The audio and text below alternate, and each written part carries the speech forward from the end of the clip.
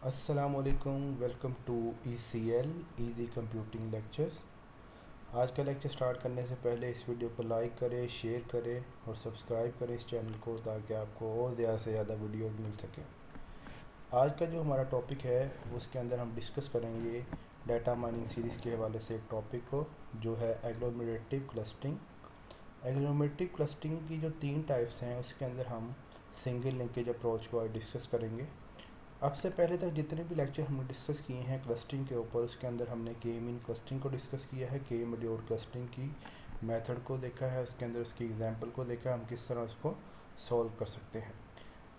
आज के इस लेक्चर के अंदर हम देखेंगे कि जो सिंगल लिंकेज अप्रोच है वो काम किस तरह करती है। इसके लिए हम एक एग्जांपल लेंगे और उस एग्जांपल को सॉल्व करेंगे। आइए स्टार्ट करते हैं इस वीडियो को। आज की मेरी इस वीडियो को देखने के बाद आप लोग इस काबिल हो जाएंगे कि आप सिंगल लिंकेज अप्रोच को कोई भी डाटा सेट लेके 2 डायमेंशन डाटा उसके ऊपर आप आराम से अप्लाई कर सकेंगे। अब जो हमारा नेक्स्ट लेक्चर है, जो इसी लेक्चर के अंदर हम डिस्कस करेंगे कि इसकी एग्जाम्पल लेंगे और उसको सॉल्व करेंगे। सबसे पहले हम बात करेंगे सिंगल लिंकेज की। सबसे पहले हम देखेंगे कि सिंगल लिंकेज होता क्या है। ये एक डिस्टेंस है between the closest member of the 2 clusters. जो 2 क्लस्टर्स हैं हमारे पास, उनके दरमियान जो उनके अंदर जो क्लोजेस्ट मेंबर्स हैं, उनका जो डिस्टेंस है वो क्या कहलाता है, वो सिंगल लिंकेज कहलाता है। सिंगल लिंकेज के अंदर जो क्लोजेस्ट मेंबर हैं, उनका जो क्लोजेस्ट मेंबर होंगे क्लस्टर्स के अंदर, उनका जो मिनिमम डिस्टेंस है वो एक्चुअली सिंगल लिंकेज कहलाएगा। और इस लेक्चर के अंदर हम एक और टर्म यूज़ करेंगे जिसको आप कहते हैं डेंडोग्राम। जैसे किसी भी आप कोई भी जब एग्जांपल करते हैं, आपके पास कोई भी किस्म का डाटा आता है, तो उसको रिप्रेजेंट करने के लिए आप कोई ना कोई ग्राफ उसका बनाते हैं, जिसके लिए आप पाई ग्राफ, बार ग्राफ यूज़ करते हैं, जिसके थ्रू आप अपने रिजल्ट्स को अच्छी तरह रिप्रेजेंट कर सकते हैं। इसी तरह क्लस्टरिंग के अंदर हम डेंडोग्राम को यूज़ करते हैं एग्लोमरेटिव क्लस्टरिंग के अंदर, जो क्या है कि this is a tree like graphical structure जो डिपिक्ट करता है, जो रिप्रेजेंट करता है हायरार्किकल क्लस्टरिंग टेक्निक को। जब आप डेंडोग्राम बना लेंगे तो उससे आप आराम से आइडेंटिफाई कर सकते हैं कि आपके कितने क्लस्टर बने और किस किस पॉइंट के ऊपर आपने मर्जिंग की। तो जब हम इस एग्जांपल को करेंगे तो उसके आखिर में हम एक डेंडोग्राम ड्रा करेंगे, जिसके थ्रू आप आराम से आइडेंटिफाई कर सकते हैं कि आपने कितने क्लस्टर बनाए और उन क्लस्टर्स के अंदर आपने किस किस पॉइंट्स के अंदर आपने पॉइंट्स को मर्ज किया। ये हमारे पास एग्लोमरेटिव क्लस्टरिंग की एक एग्जांपल गिवन है, जिसके अंदर हमने क्या करना है, perform agglomerative clustering on the given data set and plot dendrogram using single linkage approach. हमारे पास एक डाटा गिवन है जिसके ऊपर हमने एग्लोमरेटिव क्लस्टरिंग को अप्लाई करना है, जिसके अंदर हम सिंगल लिंकेज अप्रोच को लेंगे और उसके बाद हमने उसकी डेंडोग्राम को प्लॉट करना है। और उसके अंदर बताया गया है कि जो आपके पास गिवन डाटा है वो एलिमेंट्स के दरमियान डिस्टेंस को रिप्रेजेंट करता है। इसके अंदर आप देखें कि आपके पास जो डाटा है वो 5 कॉलम के अंदर गिवन है, EACBD, और आइटम के साथ ही आपके जो एक्स एक्सिस वाई एक्सिस के ऊपर डाटा गिवन है वो EACBD वो आपको गिवन है। अब इस डाटे को पहले थोड़ा इसके बारे में आपको इन्फॉर्मेशन देता चलूँ कि इसके अंदर आप देखें कि जो डायगोनल के ऊपर आपके पास डिस्टेंस आ रहा है वो सारा ज़ीरो है। वो डिस्टेंस इसलिए ज़ीरो है कि अगर हमारे पास एक पॉइंट ई है, तो अगर हम एक पॉइंट ई का डिस्टेंस उसी पॉइंट के ऊपर चेक करेंगे तो वो आपका डिस्टेंस ज़ीरो आएगा। इसी तरह अगर हम ए का डिस्टेंस ए के से चेक करेंगे या सी का डिस्टेंस सी से चेक करेंगे तो आपका आंसर जो आएगा वो ज़ीरो आएगा। दूसरी बात इसके अंदर ये है कि आपके पास अगर हम देखें जो डायगोनल के ऊपर एंट्रीज हमारी आ रही हैं, उसके नीचे की तरफ जो हमारे पास डाटा आ रहा है और जो ऊपरी तरफ डाटा आ रहा है वो सेम है। क्योंकि अगर हम ई का एक ए के साथ डिस्टेंस फाइंड करते हैं या ए का ई के साथ डिस्टेंस फाइंड करते हैं तो वो सेम आएगा। इसकी एग्जांपल इसी तरह है कि अगर मैं कहूँ कि हम लाहौर का फैसलाबाद से डिस्टेंस चेक कर लें या फैसलाबाद का लाहौर से डिस्टेंस देखें तो वो डिस्टेंस सेम है। तो इस एग्जांपल को सॉल्व करते हुए हम क्या करेंगे कि जो डायगोनल से नीचे वाला यानी लोअर डायगोनल वाला डाटा हम सेलेक्ट करेंगे और जो अपर डायगोनल पे जो डाटा है उसको हम निगलेक्ट कर देंगे। अब आपके पास जो टेबल है उसके अंदर से आप ऊपर का टेबल देखें तो हमने क्या किया, जो लोअर डायगोनल का डाटा था वो हमने सेलेक्ट कर लिया। अब इसके बाद हम क्या करेंगे, सबसे पहले जो हमारे पास गिवन डिस्टेंस है पॉइंट्स के दरमियान, इसमें सबसे पहले मिनिमम डिस्टेंस आइडेंटिफाई करेंगे। अब अगर हम इसके अंदर देखें तो हमारे पास जो मिनिमम डिस्टेंस है वो 1 आ रहा है ई ए पे और बी सी पे। अब आपकी मर्ज़ी है कि आप ई ए वाला डिस्टेंस सेलेक्ट कर लें, उसका पेयर बना लें, या आप बी सी वाला बना लें। इसके अंदर हम सबसे पहले ई ए का पेयर बनाएंगे, तो उसके लिए मैंने इधर लिखा, नीचे लिखा pair E A at distance 1। अब हमने क्या करना है कि जब हमने पेयर बना लेना है तो उसके बाद हम एक नया टेबल ड्रॉ करेंगे, जिसके अंदर जो पॉइंट्स हम मर्ज करेंगे वो टेबल के अंदर भी एक मर्ज की फॉर्म में आ जाएंगे, और जो बाकी जो आपके कॉलम हैं वो एज इट इज़ आ जाएंगे। अब नीचे वाले टेबल के अंदर आप देखें तो ई ए को हमने मर्ज कर दिया एट पॉइंट 1, और बाकी जो आपके कॉलम हैं सी बी डी के एज इट इज़ आ जाएंगे। अब हमने क्या करना है कि जो टेबल अब हमने नया ड्रॉ किया है उसके अंदर हमने एलिमेंट्स की वैल्यू फाइंड करनी है, यानी डिस्टेंस फाइंड करना है। तो सबसे पहले हम क्या करेंगे, सी का ई के और ए के साथ हम डिस्टेंस फाइंड करना चाहते हैं, तो उसके लिए हम क्या करेंगे, सी का ई के साथ डिस्टेंस फाइंड करेंगे और सी का ए के साथ डिस्टेंस फाइंड करेंगे। अगर आप ऊपर वाले टेबल में देखें तो सी का ई के साथ डिस्टेंस भी 2 है और ए का सी के साथ भी डिस्टेंस 2 है। तो ये मैंने जो इधर लिखा है ई ए का सी के साथ डिस्टेंस जब चेक करेंगे तो ये मिनिमम ई सी ए सी, ये मिनिमम इधर इसलिए यूज़ किया गया है कि सिंगल लिंकेज के अंदर हम जो भी पॉइंट्स लेते हैं उनके दरमियान उनका मिनिमम डिस्टेंस लेते हैं, क्योंकि ये क्लोजेस्ट मेंबर हैं तो इसलिए हम इनका मिनिमम डिस्टेंस लेंगे। अब क्योंकि हमारे पास दोनों वैल्यूज़ 2 आई हैं तो हम उसकी जगह 2, मिनिमम 2 आया तो हमारा जो आंसर आएगा वो आएगा 2। तो इसलिए जब हमने सी का ई के साथ और सी का ए के साथ डिस्टेंस लिया है टेबल के अंदर तो वो आपका आंसर आएगा 2।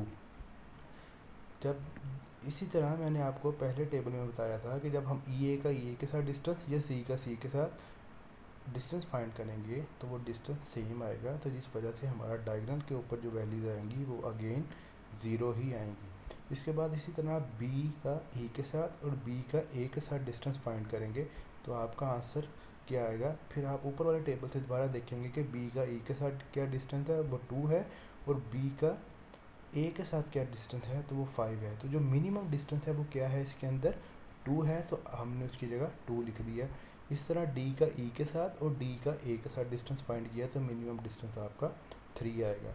लेकिन जब जो बाकी कॉलम हैं उनके अंदर क्योंकि वो चेंजिंग नहीं आई, उन्होंने आपस में पेयर नहीं बनाया, तो वो जो एंट्रीज़ हैं वो वैल्यूज़ हैं हम एज इट इज़ लिख देंगे। अब उसके बाद जब आप ये टेबल कंप्लीट कर लेंगे तो उसके बाद आपने क्या करना है, इसके अंदर से दोबारा एक मिनिमम वैल्यू सेलेक्ट करनी है। तो अगर आप देखें तो हमारे पास दोबारा जो मिनिमम डिस्टेंस है वो बी का सी के साथ है, जो वैल्यू है 1। तो अब मैंने उसको दोबारा हाईलाइट कर दिया, उसके ऊपर सर्कल ले लिया। अब हम क्या करेंगे, जो अगला पेयर बनाएंगे अगले टेबल के अंदर वो बी का सी के साथ बनाएंगे। अब क्योंकि हमने पेयर बनाना है बी सी का 1 के ऊपर, तो अब आपका जो न्यू टेबल होगा वो इस तरह आएगा, ई ए का पेयर जो आपने पहले बनाया, फिर बी सी का पेयर और साथ डी एज इट इज़ आ जाएगा। तो अब आपका जो हॉरिजॉन्टल वाइज आपका वो पॉइंट्स भी आपके हॉरिजॉन्टल वाइज आएंगे, ई ए बी सी और डी। अगेन ई ए का ई ए के साथ जो डिस्टेंस है वो 0 आएगा, बी सी का बी सी के साथ 0 आएगा और डी का डी के साथ 0 आएगा। और इसके बाद हमने अब डिस्टेंस फाइंड करना है बी का ई ए के साथ, सी का ई ए के साथ। तो हमने पिछले टेबल से हम उसकी हेल्प लेंगे, तो उसके अंदर जब हम देखेंगे जो मिनिमम वैल्यू आएगी वो हमने लिख ली 2। इसके बाद डी का ई ए के साथ डिस्टेंस फाइंड किया, वो प्रीवियस टेबल में अगर मौजूद है तो आप उधर से लिख के डायरेक्ट लिख सकते हैं, तो आपका आंसर आया 3। डी का बी सी के साथ डिस्टेंस दिया तो वहाँ आपका आ गया 3। अब अगेन इसके अंदर से देखेंगे कि जो हमारा मिनिमम डिस्टेंस है वो क्या आ रहा है। तो हमारा जो मिनिमम डिस्टेंस अगेन वो क्या आ रहा है, 2 आ रहा है। तो हम अब हम पेयर बनाएंगे ई ए का बी सी के साथ। अब मैंने पेयर बना लिया ई ए का बी सी के साथ 2 पे, जब हम इनको मर्ज करेंगे तो आपका आएगा E A B C, E A B C. Diagonal पे क्योंकि ये दोनों का सेम डिस्टेंस आएगा, एक पॉइंट का उसी पॉइंट से डिस्टेंस, तो हमने उनको 0 0 ले लिया और डी का डी के साथ डिस्टेंस 0 ले लिया। लेकिन जब हम डी का ई ए के साथ और डी का बी सी के साथ डिस्टेंस लेंगे तो वो 3 3 आ रहा है। अगर आप ऊपर टेबल में देखें कि डी का ई ए के साथ डिस्टेंस 3 है, डी का बी सी के साथ 3 है, तो अगर दोनों का मिनिमम भी लेंगे तो आपका वो डिस्टेंस क्या आएगा, 3 आएगा। तो इसका मतलब ये है कि अगर हम इसके अंदर अब देखें तो हमारे पास जो मिनिमम वैल्यू है वो 3 आ रही है। तो जो 3 वैल्यू आ रही है इसको हम पेयर बनाएंगे ई ए का, बी सी का, डी के साथ। वो हमारा लास्ट पेयर है। अगर आप उसको इसके अंदर टेबल के अंदर रिप्रेजेंट करना चाहते हैं तो आप कर सकते हैं, अदरवाइज़ आपका प्रोसीजर इधर कंप्लीट हो जाएगा। जब आपकी ये पेयरिंग कंप्लीट हो जाएंगी, उसकी यानी पेयर बना के आपने मर्ज कर लिया, ये सारा कंप्लीट हो गया, तो अब हम क्या करेंगे, इसकी डेंडोग्राम ड्रॉ करेंगे। अब डेंडोग्राम बनाना बहुत आसान है। इसके लिए सबसे पहले आप दो तरीके हैं, या तो आप डेंडोग्राम को एंड पे बना लें या आप इसको साथ साथ बना सकते हैं। साथ साथ बनाने का तरीका ये होगा कि देखें, जब आपने पहला टेबल बनाया जिसके अंदर आपने ई और ए को मर्ज किया था, तो उसके अंदर वो आपका जो पॉइंट था वो आपका 1 था, जिसके ऊपर आपका ई के साथ ए का पेयर बना था। तो आप ई ए को ड्रॉ करेंगे 1 पे। इसी तरह जब आपने दूसरा पेयर बनाया था तो वो आपका बी सी का बना था, जो मैंने इधर ब्लू बॉक्स के साथ हाईलाइट किया, वो भी आपका 1 पे बना था।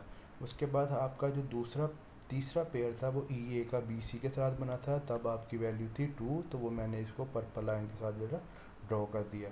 उसके बाद जो आपका आखिरी पेयर था वो ई ए का बी सी का, वो बना था डी के साथ, तो वो आपका बना था 3 के ऊपर। अगर आप देखें तो ये सारे जो पेयर्स हैं ये मिलके एक क्लस्टर बना रहे हैं, क्योंकि ई ए का, बी सी का आपस में लिंक है 2 के ऊपर और इन सब का लिंक है डी के ऊपर, तो ये सारे मिलके एक क्लस्टर बना रहे हैं। तो ये आप डेंडोग्राम को, अगर आपको मुश्किल लगता है तो आप इसको स्टार्ट से बनाना शुरू कर लें। जिस पॉइंट पे जो मर्ज हो रहा है उसको आप साथ साथ ड्रॉ करते रहें, या इन दी एंड जब आप पेयर बना लें तो उन पेयर को देखें कि वो किस पॉइंट के ऊपर बने थे, तो उनको आप एंड पे ड्रॉ कर सकते हैं। इसके लास्ट में मैं आपको बताता चलूँ कि अगर आपने कंप्लीट लिंकेज के ऊपर करना है काम, या एवरेज लिंकेज को सॉल्व करना है, तो उसका तरीकाकार भी यही होगा। लेकिन उसमें डिफरेंस ये आएगा कि सबसे पहले आपने क्या करना है कि जो स्टार्टिंग के अंदर आपने सिंगल लिंकेज लिया है उसके अंदर आपने मिनिमम डिस्टेंस लिया है, लेकिन आपने कंप्लीट लिंकेज और एवरेज लिंकेज के अंदर डिफरेंस ये होगा कि आपने सिलेक्ट मिनिमम पॉइंट ही करना है जिसकी बेस पे आप पेयर बनाएंगे। लेकिन जब आप पॉइंट्स का डिस्टेंस देखेंगे तो कंप्लीट लिंकेज के अंदर आप मैक्सिमम डिस्टेंस को कंसीडर करेंगे, और एवरेज के अंदर आप, एवरेज लिंकेज के अंदर आप एवरेज डिस्टेंस लेंगे। बाकी प्रोसीजर इसका सेम उसी तरह होगा जिस तरह हमने अभी सिंगल लिंकेज अप्रोच के अंदर इसको फॉलो किया है। उम्मीद करता हूँ कि आज की वीडियो पर आज की वीडियो के अंदर आपको सिंगल लिंकेज अप्रोच का पता चला होगा, और आपको ये भी पता है कि आपने 2 डायमेंशनल डाटा के ऊपर कोई भी एग्जांपल लेके उसको किस तरह सॉल्व कर सकते हैं। जो मैंने आपको स्टेप बताए हैं आप इसी को फॉलो करें, उसके थ्रू आप कोई भी 2 डायमेंशनल डाटा लेके आप इसको सॉल्व कर सकते हैं। और इसी तरह आप आराम से इनकी डेंडोग्राम भी साथ साथ ड्रॉ कर लें, या इन दी एंड आप इनकी डेंडोग्राम आराम से ड्रॉ कर सकते हैं। उम्मीद है कि आपको ये लेक्चर पसंद आया होगा। For more videos, like, share and subscribe this channel. Thank you.